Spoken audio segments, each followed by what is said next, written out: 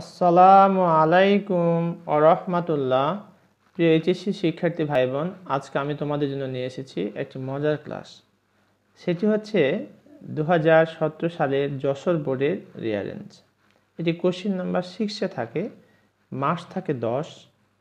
এই জায়গাটিতে তোমরা 10-এ 10 মার্কস পাওয়ার জন্য যে কয়েকটি পদ্ধতি অ্যাপ্লাই করতে হবে, সেই কয়েকটি পদ্ধতি ইনশাআল্লাহ আমি তোমাদের আজকে এই ক্লাসে বলে দেব। শুধু এখানে না, যত প্রকার রিয়ারেঞ্জ আছে সেই জায়গাগুলি কিভাবে তোমরা আয়ত্তে আনবে, কি করণীয়, কিভাবে লিখতে হবে, সর্বোপরি বাংলা অর্থটি আমি বলে দেব। তো চলো আর দেরি না করে আমরা মূল ক্লাসটি শুরু করি। আর এই ক্লাসটি শুধু এইচএসসি শিক্ষার্থী ভাই বোনদের জন্য প্রয়োজন, ব্যাপারটি এরকম নয়।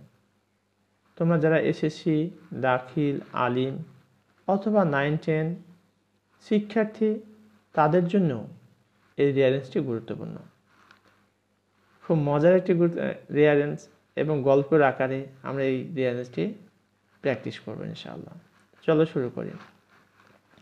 প্রথমে আমরা এর বাংলা অর্থটি দেখে নিই এলোমেলো বাক্যগুলোর। Rearrange the following sentences to make a coherent order. অর্থাৎ এলোমেলো বাক্যগুলোকে আমার সাজিয়ে লিখতে বলা হচ্ছে। কিভাবে লিখবো বন্ধুরা? লেখার জন্য আমাকে এরকম একটা বক্স করে নিতে হবে।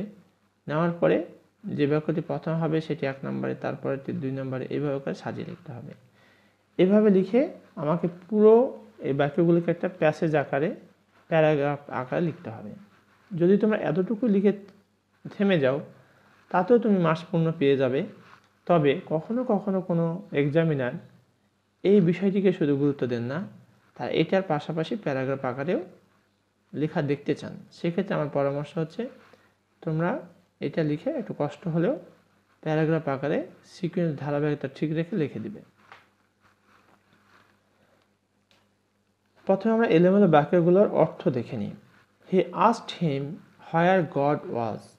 তিনি জিজ্ঞেস করলেন, বা সে জিজ্ঞেস করলো আল্লাহ কোথায়, সৃষ্টিকর্তা কোথায়। হি প্রেজড হিম হাইলি। তিনি তার প্রশংসা করলেন, বেশ প্রশংসা করলেন। Once a lad went to a famous teacher. একদা একটা বালক একজন বিখ্যাত বড় মাপের শিক্ষকের কাছে গেলেন। The teacher thought highly of the boy's understanding. শিক্ষক বালকের বোধগম্যতার বিষয়ে বেশ গুরুত্ব সহকারেই চিন্তা করলেন। The lad replied. বালক উত্তর দিল, that he would answer, সে উত্তর দেবে, if he would tell where he is not, যদি তিনি বলেন সৃষ্টিকর্তা কোথায় নেই। এটা উত্তর যদি তিনি দেন তাহলে বালক উত্তর দিবে আল্লাহ কোথায়। The boy devoted himself in earning knowledge. বালক জ্ঞান অর্জনের জন্য নিজেকে মগ্ন করলেন। He begged to instruct him in the arts and science. তিনি অর্থাৎ শিক্ষক to instruct him in the arts and science, কলা এবং বিজ্ঞান নিয়ে কি করলেন, তাকে দীক্ষা দিলেন। He agreed to teach the lad. তিনি একমত পোষণ করলেন বালককে শিক্ষা দেওয়ার। He had expressed his desire. তিনি তার ইচ্ছা ব্যক্ত করলেন to acquire knowledge, জ্ঞান অর্জনের। মানে এখানে ছাত্রের কথা বলা হচ্ছে। The teacher wished to find out the ability of the boy. শিক্ষক বালকের সক্ষমতা যাচাই করার চেষ্টা করেছিলেন, ইচ্ছা পোষণ করেছিলেন। এই ছিল এলোমেলো বাক্যগুলোর অর্থ। এবার আমরা সাজিয়ে লিখব। প্রথমে যে বাক্যটি হবে সেটি হচ্ছে সি নাম্বার।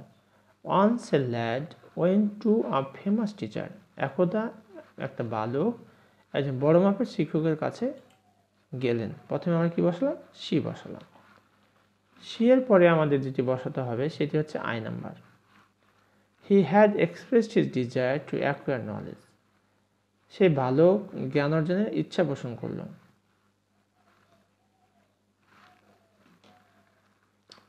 এবার আই নাম্বারের পরে আমাকে দিতে হবে G number. He begged to instruct him in the arts and science.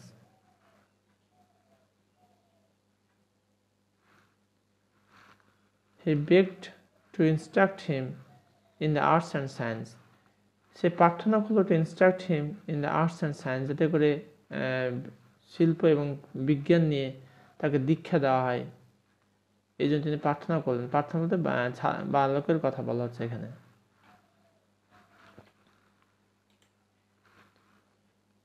এরপর যে number, the teacher wish to find out the ability of the boy. যখন ছাত্র বিজ্ঞান এবং কলা নিয়ে ইনস্ট্রাক্টের জন্য প্রার্থনা করলেন, এবার শিক্ষক তার সক্ষমতা কতটুকু রয়েছে বিজ্ঞানে পড়ার, কলাতে পড়ার, আর্টসে পড়ার, সেই বিষয়ে একটু ইচ্ছা পোষণ করে যাচাই করার। এখানে হবে যে নাম্বার।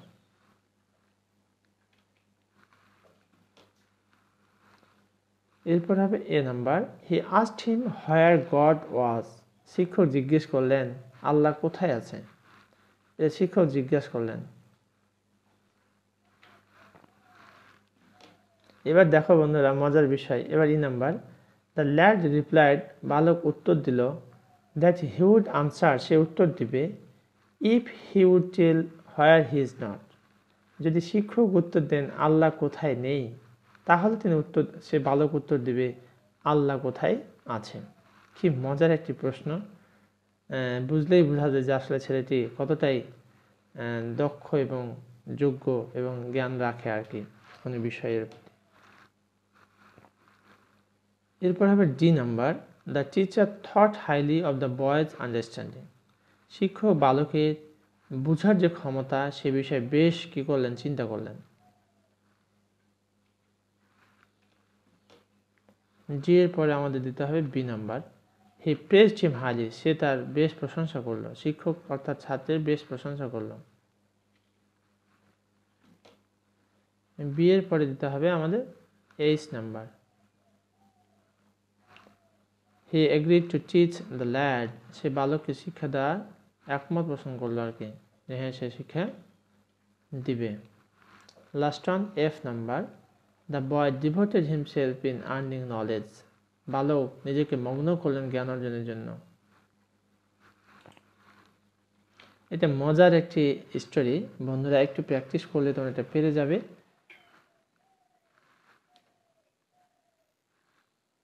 এতক্ষণ পর্যন্ত তোমাদের এই ভিডিওটি দেখার জন্য অসংখ্য ধন্যবাদ। কারেন্ট চলে গেছে, তাই এখানে শেষ করছি। ভালো থাকো সবাই। আসসালামু আলাইকুম ওয়া রাহমাতুল্লাহ।